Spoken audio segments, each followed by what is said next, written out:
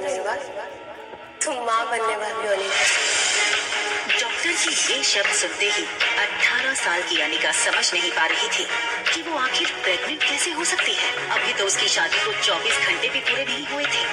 Mister Gautam Guleria, मैं समझ सकती हूँ कि आप दोनों इस वक्त परेशान होंगे, मगर आप लोग कोई भी फैसला ले उससे पहले मैं एक बात बता दूं, प्रेगनेंसी 4 महीने पार हो चुकी है, so abortion is out of question. Impossible doctor, आपसे कुछ गलती हुई है। मैं प्रेग्नेंट कैसे हो सकती हूँ? आज तक इसका जवाब डॉक्टर को नहीं, तुम्हें देना है पेशेंट।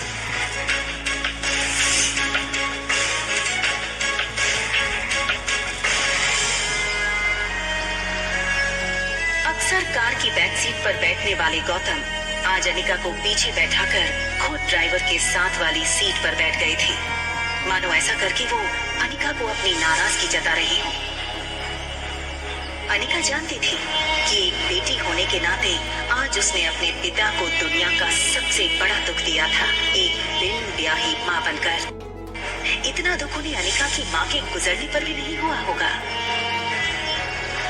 अनिका को ऐसा लग रहा था मानो आज मनाली का हर इंसान उसे सवालिया नजरों से बस एक ही सवाल पूछ रहा हो कि कौन है इस बच्ची का बाप। लेकिन इसका जवाब तो अनिका के पास भी नहीं था।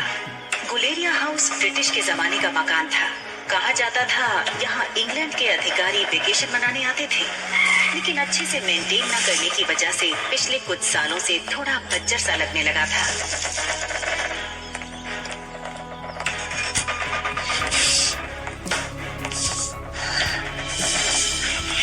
अनिका कमजोर शरीर और भारी कदमों से गौतम के पीछे पीछे घर में दाखिल हुई। बिन माँ की पली बड़ी अनिका को आज सबसे ज्यादा जरूरत थी तो उसके पापा के इमोशनल सपोर्ट की। मुश्किल से एक मौका मिला था हमें हमारी जिंदगी फिर से बेहतर बनाने का। You know, कितने पावरफुल, मनाली का सबसे पावरफुल खानदान डोगरास, हमारे सारे पेंडिंग कोर्ट केस, हमारी हर तकलीफ से हमें बाहर निकाला था। लेकिन शादी के 24 घंटे में ही तुमने हमारी जिंदगी वापस से जहन्नुम बना दी। उन लोगों को अगर तुम्हारे इस कारनामे के बारे में पता चलेगा तो पता नहीं क्या होगा। और तुम्हारी छोटी बहन कामिनी, उससे कौन शादी करेगा? भले ही वो तुम्हारी सौतेली बहन हो, लेकिन तुम्हारे इस कारनामे की वजह से उसकी भी बदनामी होगी।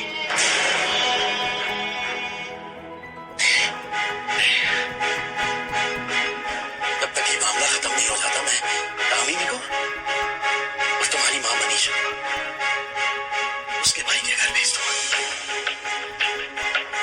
लेकिन आज नहीं तो कल सबको पता चल ही जाएगा। आज तुम भी अपनी मां के साथ ही। अनिका वो सुन चुकी थी जो गौतम कहते कहते रुक गया था। अगले दिन सुबह गौतम ने घर में लगे सारे सीसीटीवी के पिछले 5 महीने की फुटेज को खंगाला और बारीकी से देखने के बाद वो हैरान रह गया था कि पिछले 5 महीनों से छोटी मोटी बीमारी के चलते अनिका घर के बाहर कहीं गई ही नहीं थी।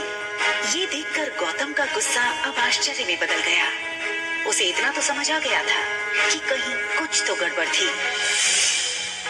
जल्द ही अनिका की देखभाल के लिए एक नर्स रखी गई। लगातार देखभाल और दवाइयों से अनिका की सेहत में काफी सुधार आया। 4 महीने बीत चुके थे, लेकिन साथ ही साथ उसे ये बात रोमांचक कर रही थी कि उसके अंदर एक नन्ही सी जान पल रही है जो सिर्फ और सिर्फ उसका होगा।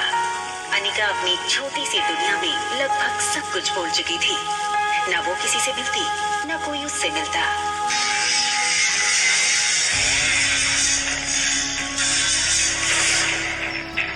अनिका ने जैसे ही लड़की को देखा, उसकी धड़कन मानो डर और टेंशन से तेज हो गई। ये लड़का और कोई नहीं बल्कि अनिका का पति कुणाल डोगरा था। इलाज करवाई गई थी, लेकिन अपनी बीवी की कोख में किसी और का बच्चा देखना कोई भी मर्द बर्दाश्त नहीं कर पाए। कुणाल शादी के मंडप से सीधे दिल्ली अपने कॉलेज की पढ़ाई करने चला गया था और वहीं पहुंचकर शादी के दूसरे दिन उसे अनिका की प्रेगनेंसी की खबर मिली थी। अरे कुणाल बेटा, आज अचानक से तुमने फोन किया कि तुम आ रहे हो।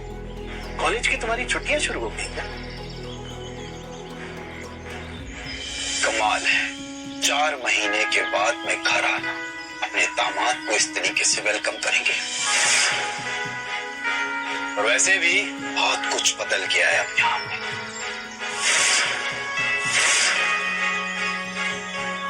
आओ बेटा, अंदर चलकर बात कर। देखो कुणाल, अगर तुम इस शादी को तोड़ना चाहते हो तो मैं समझ सकता हूँ, तुम समझ सकते हो, लेकिन ये बात मेरे बुढ़े दादाजी नहीं समझ सकते। जबरदस्ती इस मोटी से मेरी शादी करा दी और अब वो चाहते हैं कि इसके इस पाप को मैं अपना नाम दे दूं। जब इसको देखता हूं ऐसा लगता है कि ऐसे गुनाहों की सजा मिल रही है जो गुनाह मैंने कभी किए ही नहीं। देखो इस बेशरम को कैसे खड़ी है, शादी के फेरे लेते वक्त किसी और का पाप लेकर के खड़ी थी पैर पे। क्या लगता है तुझे तेरे इस पाप को मैं अपना नाम दूंगा? कुणाल डोगरा का नाम मिलेगा इसको, सोचना भी।